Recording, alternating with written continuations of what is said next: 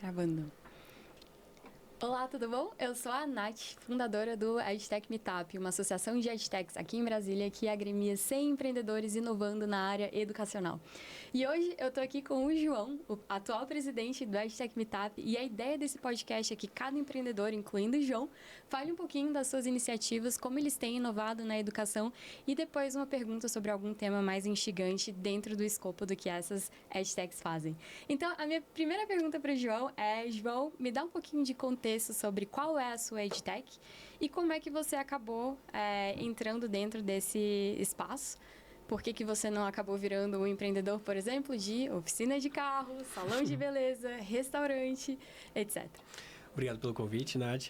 Então, eu comecei na escola pública, né, a estudar robótica, e eu participava de um núcleo de altas habilidades de superdotação. E uma das frentes que a gente trabalhava era a robótica. Uhum. E eu, desde lá, já me apaixonei bastante.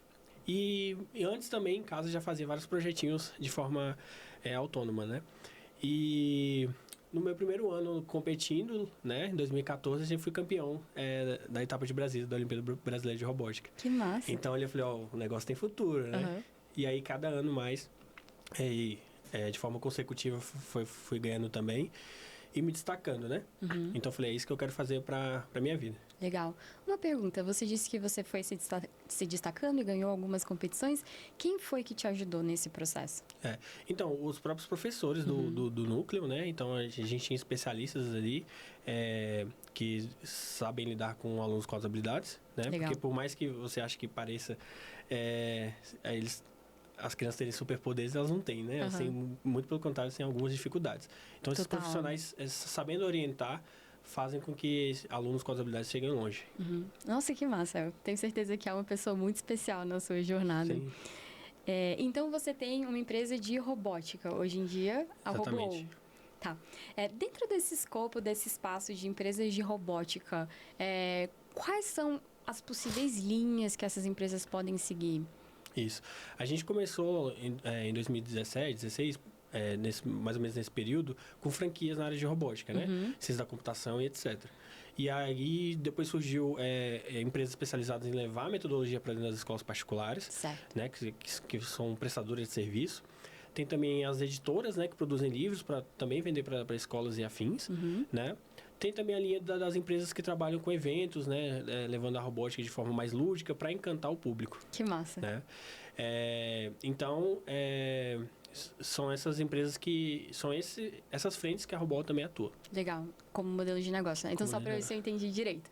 Então, tem as empresas de robótica como franquias. Isso. Que aí você abre uma matriz, estabelece um programa. Protocolo, e aí você pode ter filiais.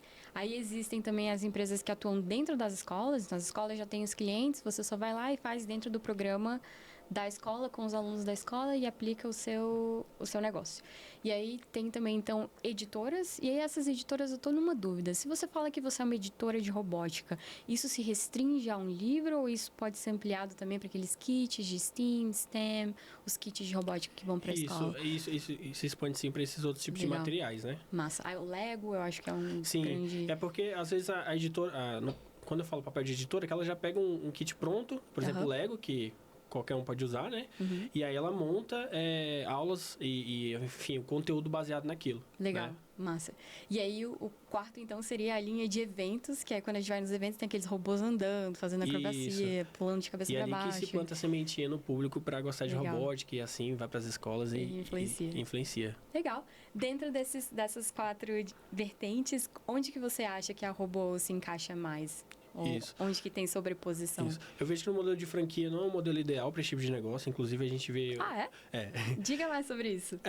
Todas as franquias que começaram nesse modelo perderam muitas unidades no Brasil. Em Brasília, praticamente quase zerou. E a que você atribui essa perda?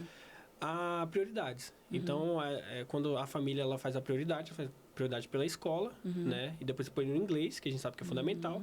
E talvez em terceiro lugar coloque ali a robótica. Entendi. Então, quando for cortar, o primeiro vai ser sempre qualquer atividade fora dessas duas. Você acha que existe algum tipo de concorrência entre robótica e programação? Ou eles são vistos como farinha do mesmo saco? Como que isso é percebido no Tem mercado? franquias que trabalham mais com a parte de desenvolvimento e programação, né? E tem franquias que trabalham com os dois, que é o que eu recomendo, inclusive, né? Então, se eu fosse recomendar, seria fazer um produto só que trabalha tanto com programação como com robótica, porque as duas coisas combinam numa coisa só. A robô faz isso? Faz Ah, sim. que legal. Então, seus aluninhos sabem programar e montar robô. Aham. Muito massa, muito massa. Eu estava conversando com você um pouquinho antes também, e aí eu entendi que a robô ela tem uma face voltada para o sistema internacional, para o exterior, que é muito marcante, tanto em participação de competições, mas também quanto em importação de materiais. Isso. E aí eu queria que você comentasse ou falasse um pouquinho de quais são os desafios que você tem enfrentado nessa interface Brasil com o mundo para a promoção do seu negócio. Isso. A gente tem uma dificuldade de encontrar produtos de qualidade na parte da robótica, né? Principalmente nacionais. Tudo que a gente tem hoje de qualidade é importado. Então, a Robol desenvolveu alguns kits educacionais de extrema qualidade, porém, a gente não precisa de componentes que vêm da China, por exemplo. A fabricação também, porque o Brasil não oferece essa mão de obra com preço né, competitivo. Então, toda a importação a gente faz da China, montagem, tudo a gente faz lá. E Entendi. a gente vende aqui no Brasil esses produtos com autoria própria. Entendi. Então, só para eu entender também como é que funciona esse processo. Você cria o projeto Isso. do seu robozinho. Aí você manda esse projeto para a China. E lá na China, os chineses vão montar o projeto com os equipamentos de lá que é difícil encontrar aqui no Brasil. Exatamente. Na verdade, a gente tem... Matéria-prima. Na verdade, a Robol tem uma trade na China, que ela faz todo o esquema de fazer os serviços em diferentes fábricas, né? Até porque a gente não pode dar de bandeja um produto para uma empresa produzir, né? Então, a gente fabrica a placa em um lugar, faz a montagem em outro, compra o componente em outro lugar. E a gente faz uma cadeia de tal forma que, bom, o cara tá produzindo a placa, mas não sabe exatamente para que é aquilo. Entendi. Entendeu? Olha que curioso. E você acha que eles roubariam ou copiariam se eles tivessem acesso? A gente sabe como é que é a China, né? Mas se eles quiserem, me chamem para ser sócio, que é melhor. Entendi. Boa, João. Que legal. Então, existe esse tipo de serviço especializado que você contrata e eles vão fazer a distribuição da cadeia de produção dentro da China antes de importar para o Brasil. Não, eles mandam para mim e eu faço a distribuição. E o nosso objetivo é fazer a distribuição da China diretamente, porque lá é mais simplificado a parte de exportação. O Brasil ainda tem muitos trâmites complicados para isso, né? Calma, deixa eu só entender. Então, você disse que tem uma pessoa lá Isso. que cuida dessa operação, de contratar várias fábricas, vários Exatamente. fornecedores, várias mãos de obra. Qualquer produto que eu quiser, ela você não tem que consegue para passar mim. o projeto fechado para nenhum deles. Exatamente. E não ficar refém também de só uma fábrica produzir o meu equipamento. Entendi, certo. Porque se por acaso der algum problema com eles, logo Legal. eu tenho um grande problema. Ótimo. E como é que isso está sendo para você atualmente? Bom, nos últimos anos foi bem interessante, eu consegui atender toda a demanda. Esse ano exatamente a gente teve um grande problema, que foi a Receita Federal de greve. Então, acabou que atrasou muito a produção, ainda está de greve a Receita Federal. Isso prejudicou muito o meu setor, que é o setor de hardware, né? Entendi. Eu acho que é uma posição muito delicada para o microempreendedor, Exatamente. que ainda está crescendo a empresa dele, depende dessa importação e acaba não tendo. Minha pergunta é, como foi que você... Como que você tem se virado? Como que você tem dado seus pulos para lidar com essa circunstância de impedimento de importação? No momento eu tô um pouco menos preocupado, porque a gente trabalha muito por safra também, né? E eu vou usar essa expressão para ficar mais simples de entender. Tá. Ou seja, a gente vende os kits no início do ano letivo, né? Então ali eu já tenho noção de quantos kits eu preciso produzir. Então a entrega já foi feita de todas as escolas que a gente atende, inclusive em outros estados. E agora a gente deu essa paralisada para ver se a receita volta. Entendi. Né? Senão a gente vai ter que enfrentar toda essa demora que está ocorrendo e começar a importar logo agora no meio do ano para poder atender a demanda de 2026. Entendi. Então a alternativa seria fazer uma importação com muito mais tempo de antecedência para que a operação tartaruga da Receita consiga. Exatamente. Trabalhar com estoque, coisa que eu não fazia pela agilidade que eu criei dentro desse sistema. Entendi. Não tinha estoque. Isso. Uma dúvida, se você não conseguir importar, quais são as possibilidades de criação disso tudo aqui no Brasil? Fica inviável pelo valor. Entendi. Entendeu? Porque um dos objetivos do meu produto, além da qualidade, é o preço também. Então, pelo mesmo preço de produtos similares, eu entrego maior valor agregado. Então, isso acaba tornando ele muito competitivo. Entendi. E o que encarece seria a mão de obra ou é a matéria-prima? Os ou qual dois. parte? Os dois aqui no Brasil Os são dois. mais caros aqui Mais na China. caros, exatamente. Ainda que você tenha que pagar o frete para trazer isso do outro lado do Brasil, do mundo para o Brasil. Exatamente. Entendi. Que interessante. Exatamente. Ok, então a gente tem um sistema brasileiro que está de greve há quase 200 dias, né? Eles começaram isso em novembro, isso tem atrapalhado as suas importações. Qual o impacto disso no médio e longo prazo para esse ecossistema de robótica e inovação? A gente tem um impacto que eu não consigo te mensurar aqui no momento, mas o que eu tenho para te dizer é que prejudica o desenvolvimento tecnológico no Brasil, porque como eu falei, é um produto de autoria própria, então não existe no mundo, não existe como eu comprar em outro lugar. A gente que desenvolveu. Né? E também produzir no Brasil a gente sabe que é inviável. Ou seja, ao invés da gente estar exportando produto, por mais que a gente monte no Brasil, a gente deixa de exportar porque a gente tem uma barreira burocrática aduaneira. E não é nem só sobre o capital financeiro que está sendo circulado. Acho que isso também pode impactar o próprio desenvolvimento de mentes criativas, inovadoras, inventivas. Que é o que a gente, infelizmente, enfrenta no Brasil, né? Às vezes a pessoa... É tão difícil, melhor deixar isso para lá, né? Mas o empreendedor tem que ser guerreiro, né? Esse é o fundamental. Vamos superar todas essas burocracias, impedimentos aqui no Brasil. Mas, assim, esse é um problema circunstancial. Eu acho que também existem vários outros prós e méritos de se empreender aqui no Brasil.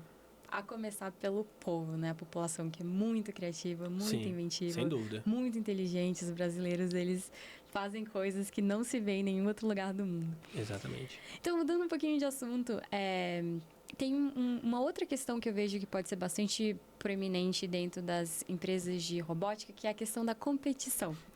Então, eu queria te perguntar um pouquinho qual o seu histórico com competição, tanto pessoal quanto dentro da sua empresa, e quais são as medalhas, as credenciais que você e os seus alunos já acumularam até então.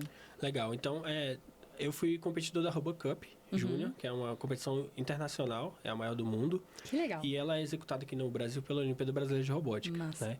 Então, nela eu fui pentacampeão olímpico como competidor, né? Cheguei no pódio brasileiro também. Você tinha que idade? Foi até os 17, né? Olha só, mirim. E aí, quando eu terminei o ensino médio, eu falei, cara, a gente precisa levar isso para dentro das escolas, né? E aí a gente sabe que levar para as escolas públicas não é viável, pela burocracia que a gente tem no nosso sistema de ensino, né? E a via das escolas particulares é a mais simples, né? Porque é só conversar com o gestor vai topar o projeto e a gente executa. Só conversar com o gestor e vender para a escola, super trivial, né? Qualquer um consegue fazer. Não. Mas mais fácil que para a escola pública. Isso, mas é bem menos burocrático, né? Mas o produto precisa ser bom, né? E ele precisa se sustentar no mercado, não é só títulos também, né? E aí, depois que a gente abriu a RoboAll, no ano seguinte ela ganhou uma premiação da Olimpíada, que foi o prêmio de maior escola privada. Uau! No ano seguinte. Parabéns! E aí a gente começou com os treinamentos dos alunos, né? Ou seja, repassando o conhecimento. E aí foi uma premiação atrás da outra. A gente pegava primeiro, segundo, terceiro lugar do mesma competição. E aí foi desde 2019 até agora, a gente com esse destaque, né? E em Brasília é notório, e ano passado a gente ficou em terceiro lugar no Brasil. Que massa!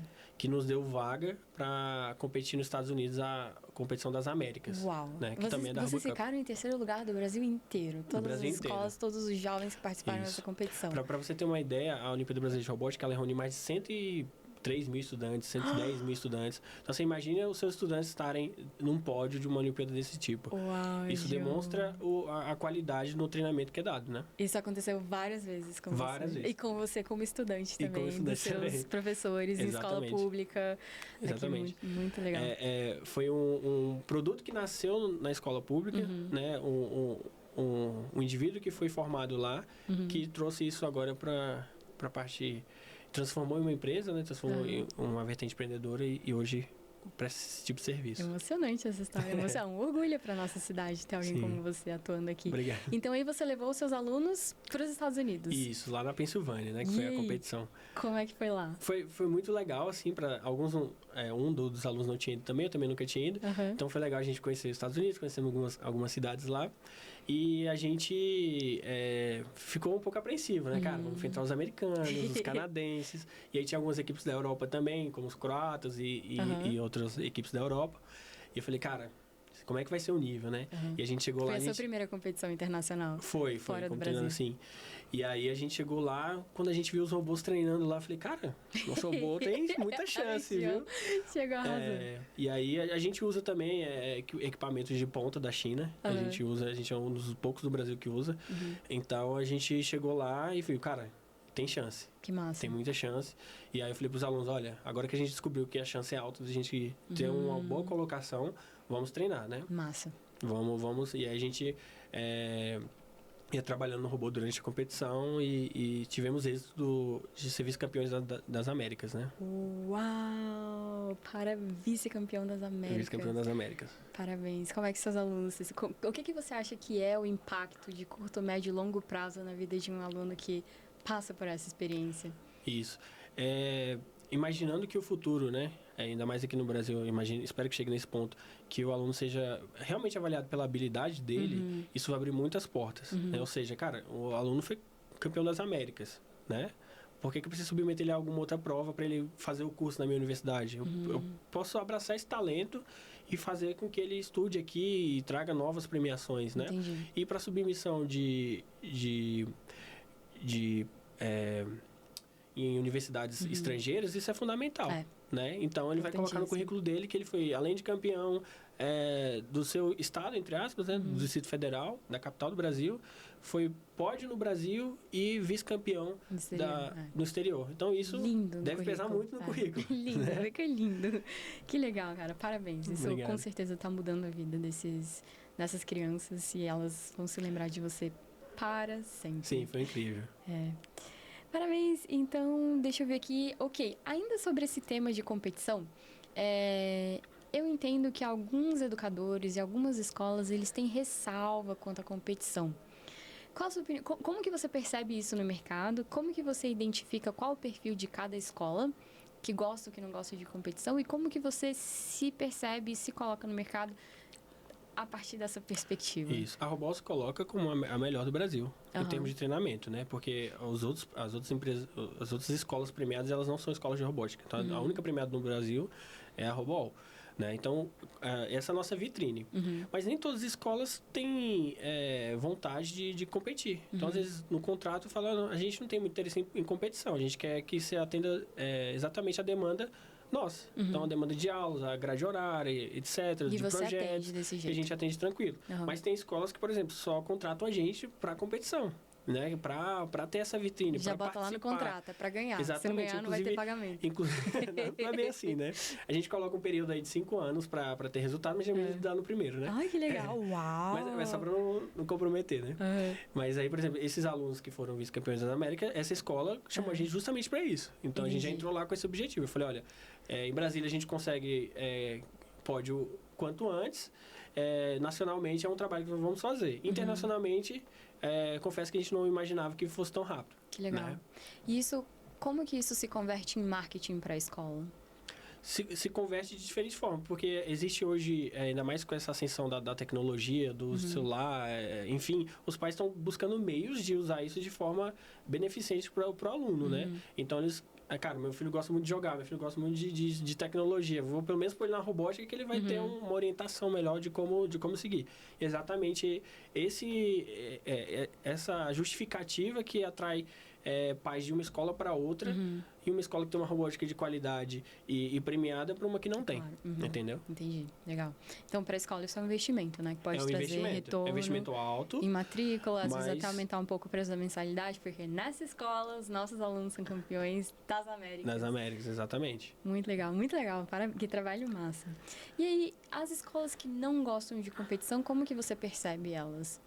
Na verdade... Ou por que você acha que elas têm esse receio e qual a sua opinião sobre isso? Existem filosofias diferentes, né? Então, tem escolas que não gostam de submeter o aluno à competição. Isso é notório. E tá tudo bem, a filosofia da escola é diferente.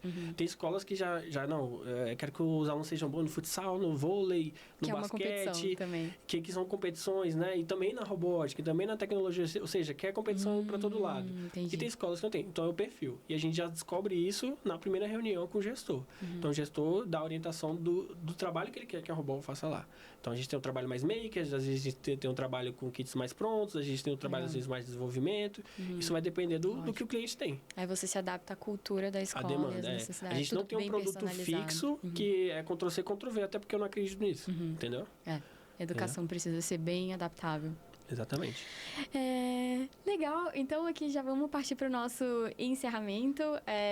João, você tem alguma palavra final para quem está assistindo a gente? E aí acredito que o nosso público seja principalmente os fundadores de EdTechs, os membros do nosso ecossistema, talvez alguns educadores, gestores educacionais.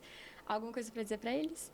Bom, o que eu tenho que dizer é que essa área é uma área muito promissora, né? Então, independente do seu negócio, incremente tecnologia, incremente software, incremente a robótica, que com certeza você vai ter um desempenho muito melhor no seu negócio. Ótimo, eu acredito nisso aí também.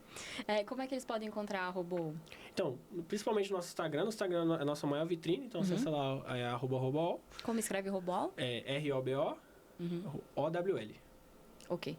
Beleza? ROBO, OWL, 2 O's depois do B. Isso. Legal, beleza. Traduzindo, Robô Coruja, né?